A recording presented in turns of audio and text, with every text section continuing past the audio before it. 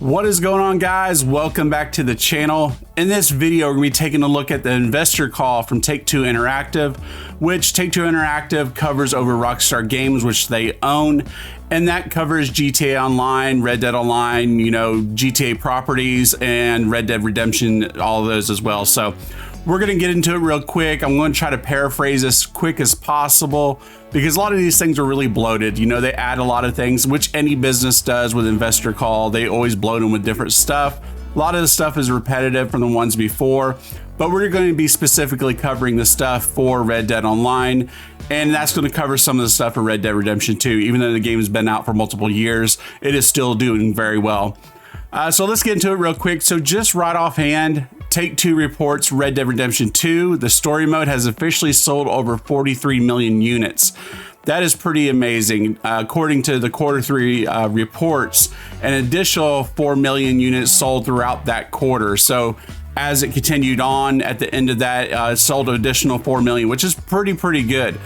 Now, when it comes to Red Dead Online, they don't give any numbers specifically for that, which is kind of disheartening. They haven't actually ever either. They do that for GTA Online, for GTA games, but they just really never gave us any numbers for Red Dead Online. Now, when it does come to Red Dead Online, they said it exceeded their expectations. Now, that's questionable because what were the expectations there? Or sometimes businesses just say that in general. Without any numbers, any cold hard numbers, we really don't know what the expectations were set. And they said they didn't have any of them to actually share with anybody.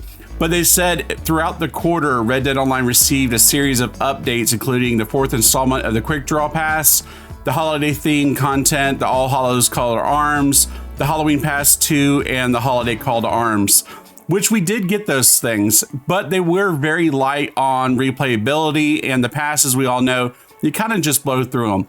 Now, throughout the whole year, Call to Arms is probably the only thing that really stood out for Red Dead Online, but at the same time, the replayability of that does get old after a while. Unless there's bonuses on the money, then it's something you kind of want to do.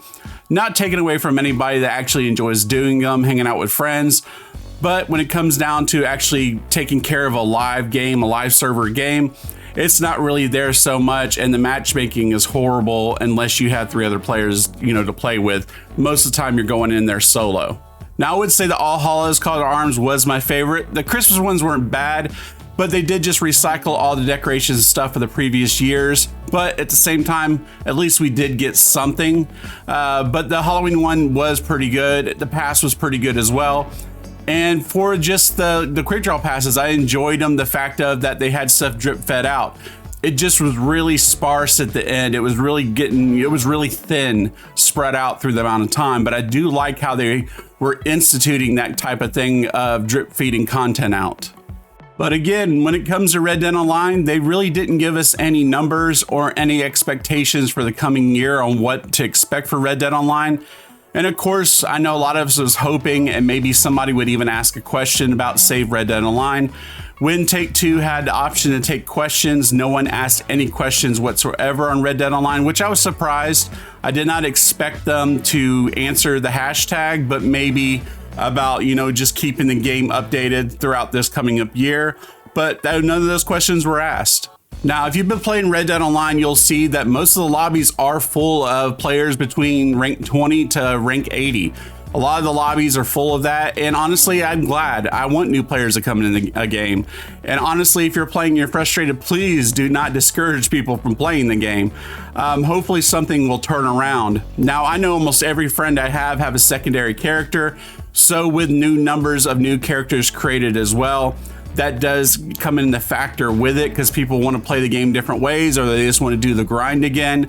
But when it did come to the numbers of Red Dead Online, they did say it contributed to the sales of the story mode that did come with Red Dead Online, which I think a lot of us did. We did the story mode and then we wanted to play Red Dead Online. So they said most of the numbers came from that. Now, I don't know if they're going to expect this just to be a short player base to where a lot of the players go through it real quick and then kind of send off to another game and then they bring in new players again.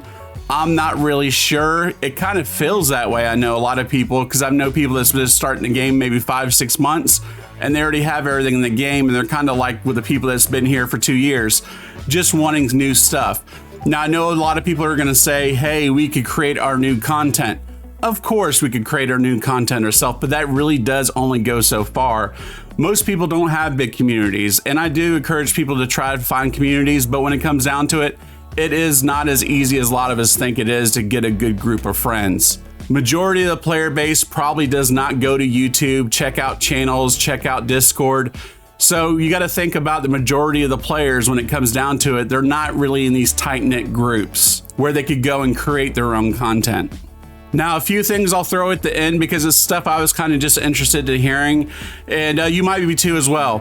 When it came to the GTA Online trilogy, which was a freaking dumpster fire, they do say they're going to continue to update it to fix a lot of bugs. I'm kind of past it myself. I only played Vice City and finished it, and I was so frustrated because the game was so buggy I didn't even bother playing the other two. Maybe one day I will. But I'll have to wait to see a lot of stuff gets bugs fixed in it, because I didn't really even want to fight through the fact of it, and the kind of hype of it's gone for me. And then they instituted and talked about, Zynga, the property that they bought for all the mobile games. And they didn't really talk about how it's going to affect other properties of the game, but this kind of just showed what all of those in their catalog, which was kind of cool. But, at the same time, it didn't really affect Red Dead Online, any that we know of at least. And then when it came down to it as well, I was wondering if they're going to talk anything about the next title for GTA. A lot of people are just calling it GTA 6 because we don't really know, but more likely it's a type of form of GTA 6. And they didn't say nothing whatsoever about it. To me, it was just a deflection for Save Red Dead Online, just to kind of get some more positive press before the investors call. But at the same time, I'm going to keep playing Red Dead Online. I'm going to try to hold out. I've met a lot of new friends the past 2 or 3 months.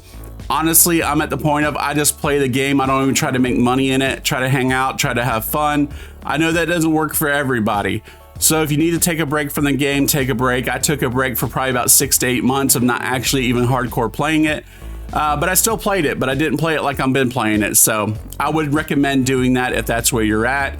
Or if you're just done, there's nothing wrong with moving on. I don't want you to, of course, but sometimes people do just need to move on. They don't want to wait it out. So we don't know what to expect for 2022 for Red Dead Online. Hopefully we hear something soon, but that's kind of been a going thing for the past 2 to 3 years of, hopefully we'll hear something. So we don't know, but I just wanted to try to make this short as possible. It went a little bit longer than I wanted it to, but I just kind of wanted to cover a little bit of it and give my thoughts and opinions about it as well. So anyway, guys, if you want to stay up to date with Red Dead Online, anything that Rockstar puts out, I also cover games on this channel that is not Red Dead Online. Haven't been doing it as much recently because I've kind of been back in a little bit of a grind of Red Dead Online, but I occasionally do play other games. So if you want to stay up to date with any of those, make sure to go ahead and hit the sub button and bell notification. And as always, guys, we'll catch you next time in the next video.